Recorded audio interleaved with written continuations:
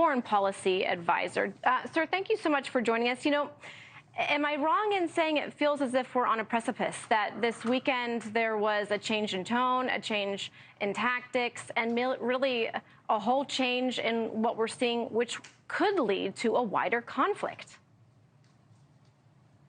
I think it feels like that, and we're right to have a lot of anxiety about what's happening with more IDF troops going into Gaza. But I don't think a wider conflict is inevitable, and it ultimately is up to those stakeholders who are most likely to inflame more tensions, and principally that's Iran. And the way Iran will likely do it, if they choose to do it, is through their proxy forces. And they have proxy forces in Iraq and in Syria and in Lebanon and in Yemen, principally, and other places as well. But those are the principal places. And you've seen, you showed a map, and those proxy forces have done some attacks on U.S.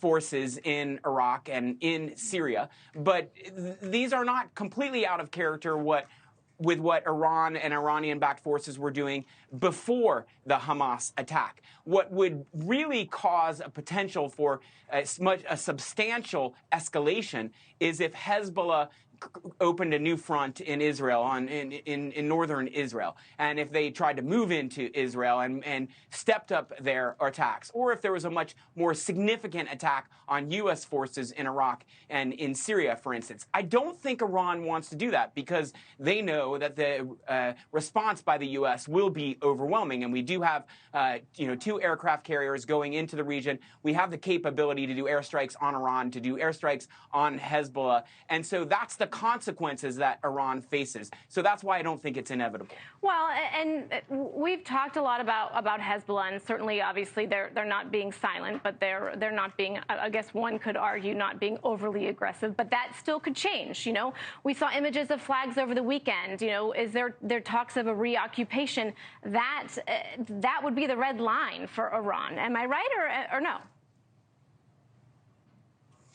Well, that's what Iran says. They say it's a red line, but are they ready to enforce that red line? Because Iran has a lot to lose if the U.S. does airstrikes on Iran. There's no way that Iran could withstand U.S. airstrikes, and whatever retaliation it did against the U.S. would be unlikely to be, substantial enough to outweigh the damage that we could inflict on Iran. But underneath all of this, the thing that I worry about most really is the possibility that Iran could get nuclear weapons, because they're getting closer to having nuclear weapons, and we cannot allow Iran to have nuclear weapons. We cannot allow the proliferation of nuclear weapons to Iran, because Iran will then really have the capacity to hold the rest of the world hostage, and Iran could export nuclear capabilities to other countries, other rogue states. So we have to really worry about that, and Iran knows that as well.